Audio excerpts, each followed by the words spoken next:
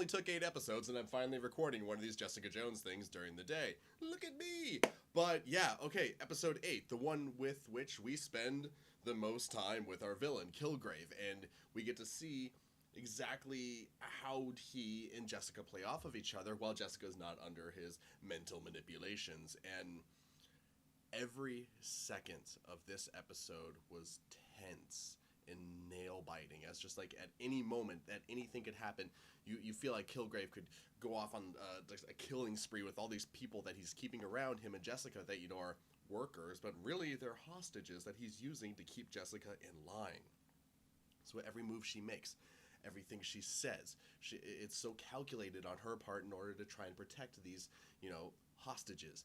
And then there's the fact that there's a scene. Okay, so the entire episode takes, well, not the entire episode, the majority of the episode takes place in Jessica's childhood home, which Kilgrave has renovated and restylized to look as much as it did when she lived there as physically possible. And while that's going on, we also get glimpses of Jessica's past. A little bit of Kilgrave's past, just enough to almost kind of make us feel bad for him, because as it turns out, Kilgrave's parents did weird experiments on him when he was a kid that probably led to him having these mental abilities that he has now. And then we see that Jessica, I haven't talked about this yet, but her parents all in her, I don't remember a mention of her brother until this episode, but her parents and apparently her brother were all killed in a car crash when Jessica was very young, that Jessica feels responsible for because something that she did distracted her dad for a second and he crashed the car and everybody died except for Jessica.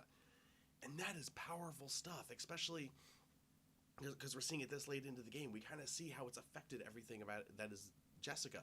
The reason why she does what heroics that she does is so she can attempt to feel better about the fact that she feels responsible for the death of her parents.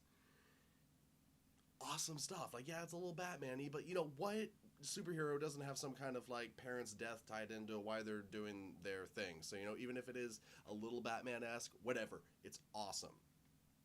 And then there's Kilgrave and his attempts to swoon Jessica and get her to fall in love with him without having to resort to his mental abilities. And there's this, I've been calling it since the beginning that this is a weird, you know, kind of abusive boyfriendish relationship, and, you know, there's rape metaphors and tied into how he mentally manipulated Jessica, and they're no longer metaphors. They're in the forefront now, and they're straight up talking about how Jessica felt, you know, being with Kilgrave, however long she was with Kilgrave years ago, when he was mentally forcing her to be with him, and the fact that, you know, he raped her.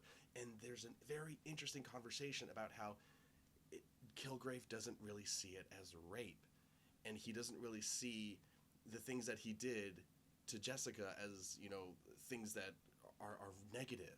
And that just ties into all that, you know, abusive boyfriend manipulation stuff, because they don't go around, you know, an abusive boyfriend doesn't batter his boyfriend or girlfriend or his wife into submission by being like, I'm an evil, horrible person, and I'm going to beat you unless you do what I say. They use emotional, manipulative things, like, you're doing this because you love me, right?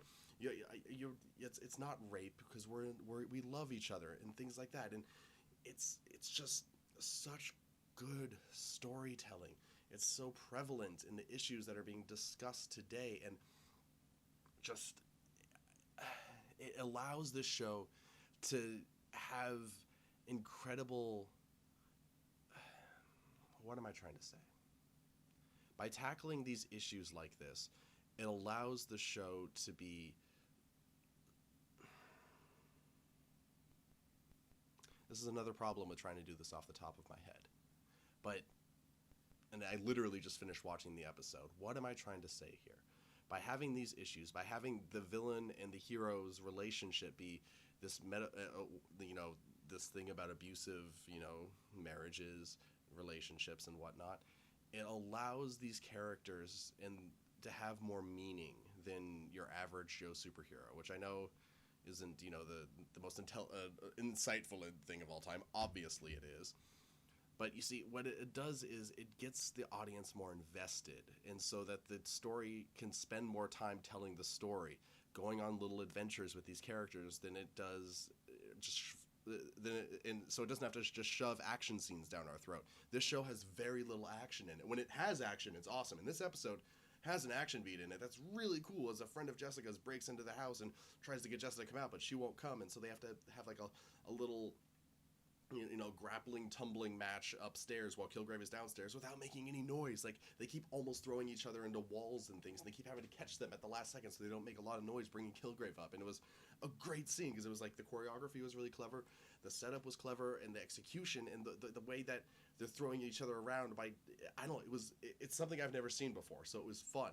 And by allowing, and first of all, just the fact that those are the action beats for this show, and not just, punching and kicking and biting and scratching and shooting the shit out of everything, awesome. And the fact that there's so little action, so that when there is action, it's all the more prevalent and hits you harder, that's also very cool. I'm getting hyperbolic, hyperbole, whatever it is. I'm just saying words now. But basically, okay, so I do want to talk about one more thing. There's a nice little subplot about how Jessica sees an opportunity to use Kilgrave's love for her to get Kilgrave to possibly start being a good guy. And, they go on a little thing, they go out to try and stop some crime, and there's a moment when Jessica almost wants to be the redeemer for Kilgrave, by helping him come back from the things that he's done to some extent, can never make up for the things that he's done, but if he can start using his abilities for good, it could be the start down the, a better path for him. And it's a metaphor for how, she's, doing her heroics and things like that to make up for the fact that she feels responsible for the death of her parents. And you can make the argument that she is responsible for her parents' deaths, but there's no need to really go into that. She feels responsible because the things that happened that were outside the realm of her control when she was making emotional decisions while she was fighting with her brother. You don't really need to go much deeper than that. But the parallels between these two characters are fascinating. Their relationship is fascinating, and the end of the episode when spoilers, when Jessica decides that Kilgrave is not worth redeeming, and she captures him and tries to take him in to this place where they could hold him captive without him using his abilities against them. It's just how you do episodic storytelling. It really is. I've said it before, and I'm just going to say it again. This is one of the best examples of episodic storytelling I've seen in my life. It is compelling. It's constantly raising the stakes. It is not just sitting around, sitting in a comfort zone. It's constantly pushing. It's constantly moving forward. Episode to episode, you can't really get them too interchanged, and it's just how you do it. And then another reason why this is such good episodic storytelling is because there's a subplot about Jessica. I can't believe I haven't talked about this yet, actually. That Jessica's lawyer friend, Hogarth, is going through a divorce with her wife. I love the fact that those are the things in the show. And that relationship right there is a mirror of Jessica and Kilgrave, because Jessica is unable to have a healthy relationship with Luke Cage because of her past with Kilgrave. And Hogarth is trying to let go of the past so that she can move on with her relationship with her assistant, who, I thought would just be a dumb blonde bimbo, but she's actually a pretty cool character when they let her do stuff. I mean, it's a fairly minor character, so she doesn't get to do a lot, but the things that she does do endear us to this character, and we understand why she is with Hogarth and why Hogarth is with her.